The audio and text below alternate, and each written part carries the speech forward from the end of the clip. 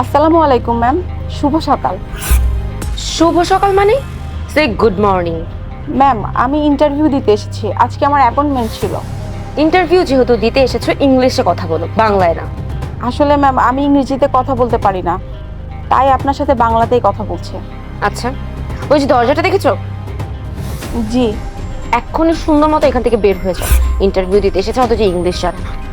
কিন্তু ম্যাম, আমার তো আজ ইন্টারভিউ ছিল, আমি বের হয়ে যাব কেন? আর ইন্টারভিউ যেহেতু দিতে এসেছো তাহলে ইংলিশে কথা বলো, বারবার বাংলায় কেন কথা বলছো? সত্যি ম্যাম, আমি ইংরেজিতে কথা বলতে পারি না। আর আমি যদি ইংরেজিতে কথা বলতে পারতাম তাহলে তো সত্যি আপনার সাথে ইংরেজিতেই কথা বলতাম। ইন্টারভিউ যেহেতু দিতে এসেছো তোমাকে ইংলিশেই কথা বলতে হবে, তুমি বাংলায় কথা বলতে পারবে না। আর যদি সেটা না পারো তাহলে এখান থেকে সসম্মানে বের হয়ে যাও। যে ইংলিশ আগে শিখে আসো, তারপর ইন্টারভিউ দিতে আসবে। আর তোমার মতো অশিক্ষিতর কারণে না এখন আমাকেও এখানে বাংলায় কথা বলতে হচ্ছে। ম্যাম, আমি ইংরেজিতে কথা বলতে পারি না ঠিক আছে, কিন্তু আমি এই চাকরিটার জন্য যোগ্য। আপনি প্লিজ আমার ইন্টারভিউটা নেন। Tell me one thing, why are you wasting my time, useless people? আপনি কি বলছেন ম্যাম? আমি কিছুই বুঝতে পারছি না। কোথা থেকে যে এরকম অশিক্ষিত মানুষ চলে আসে ইন্টারভিউ দিতে? বাই দ্য ওয়ে, আমি ইংলিশে তোমার প্রশংসাই করেছি। প্রশংসা? হ্যাঁ, তোমার মতো মানুষ তো প্রশংসা পাওয়ার যোগ্য। যাও, আগে যে ইংলিশ শিখে আসো আর তারপর ইন্টারভিউ দিতে আসো। অশিক্ষিত কোথাকার, যাও। ম্যাম, আমি গ্র্যাজুয়েট কমপ্লিট করেছি। হ্যাঁ, আমি ইংরেজিতে কথা বলতে পারি না, কিন্তু আমি বাংলাতে কথা বলতে পারি। তাছাড়া আমাদের মাতৃভাষা হচ্ছে বাংলা। আমরা যদি বাংলাতে কথা বলি তাতে লজ্জার কি আছে? আর আমরা যদি বাংলা ভাষায় কথা না বলি তাহলে কে কথা বলবে? আর আপনি আমাদের ভাষা নিয়ে এভাবে কেন কথা বলছেন? তোমার থেকে কি আমি এসব লেকচার শুনতে এখানে এসেছি? শোনো, আমি এখানে ইন্টারভিউ নিতে এসেছি, আর তোমার ইন্টারভিউ অনেকক্ষণ আগেই শেষ হয়ে গেছে। কি পরে এসেছো এগুলো? থ্রি পিস পরে কেউ ইন্টারভিউ দিতে আসে? শোনো, তোমার কোনো ইন্টারভিউ এখানে নেওয়া হচ্ছে না, তাই সসম্মানে তুমি এখান থেকে বের হয়ে যাও। আর যদি বের না হও তাহলে কিন্তু আমি তোমাকে ঘাড় ধাক্কা দিয়ে এখান থেকে বের করতে বাধ্য হবো। আর আমি যদি না বের হই তাহলে? Security, security! জি ম্যাম। এই যে এই অশিক্ষিত মহিলাকে দেখেছো? এই মহিলাকে এক্ষুনি ঘাড় ধাক্কা দিয়ে এখান থেকে বের করে দাও। কি হলো?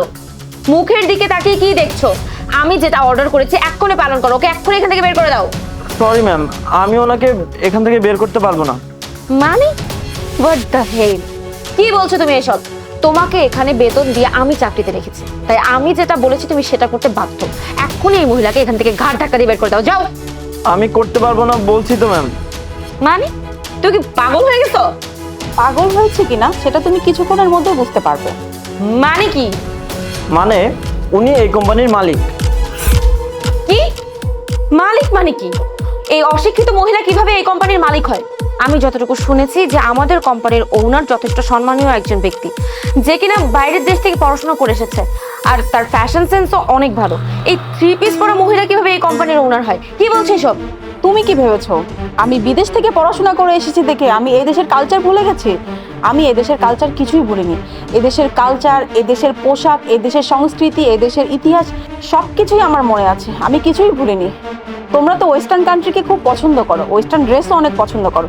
তোমরা তো নিজের দেশের পোশাক পরতে লজ্জাবোধ করো, নিজেকে ছোট মনে করো, কিন্তু আমি এটা মনে করি না।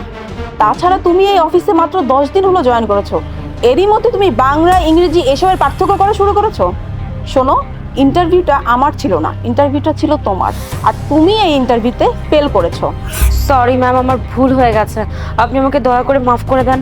আর আমি যেই ভুলটা করেছি এটাকে ক্ষমাশূন্য দৃষ্টিতে দেখুন, ছোট্ট একটা ভুল মনে করে মাফ করে দেন প্লিজ। এটা কি কোনো ছোট ভুল?